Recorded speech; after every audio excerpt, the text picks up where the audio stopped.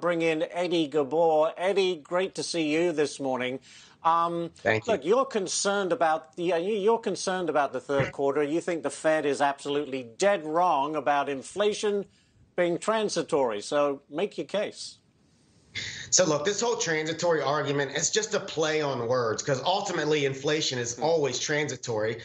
So once you hit peak inflation, it becomes more of a headwind to the economy versus a tailwind. And then you start to go into a deflationary cycle, which I think we may start to see some of that here in the third quarter. But Ashley, here's 4 data points that the Fed cannot convince me is transitory. And these are going to affect the consumer bigger than any other data point they can look at. Number 1 is oil. In my opinion, oil's not going back to the 30s or 40s, which is why it's one of my favorite sectors. It'll probably hit 90 to possibly 100 next year. Housing pricing and housing costs. Rent increases have not kicked in yet. When these rent moratoriums are lifted, you could see rents increasing by 7 to 9% in the next 12 months. Food costs are not coming down. And look at the labor costs that it's costing employers now to pay people that want to work.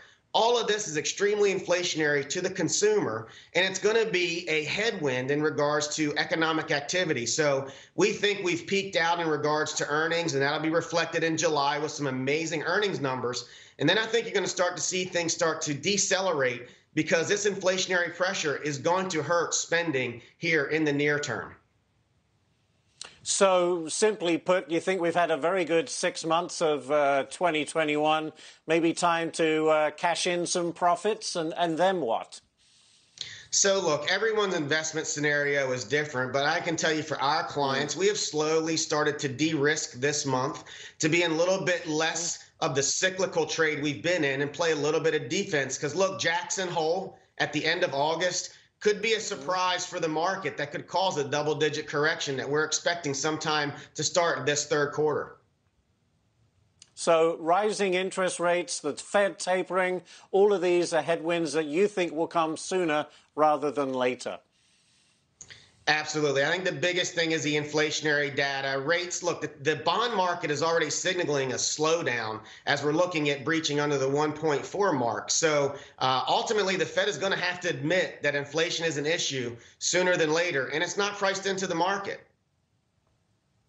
Yeah, I think you're absolutely right, Eddie. We'll see, but we'll also see this afternoon what the latest FOMC minutes tell us. But Eddie Ghabour, great to see you. Thanks for joining us this morning. We do appreciate it.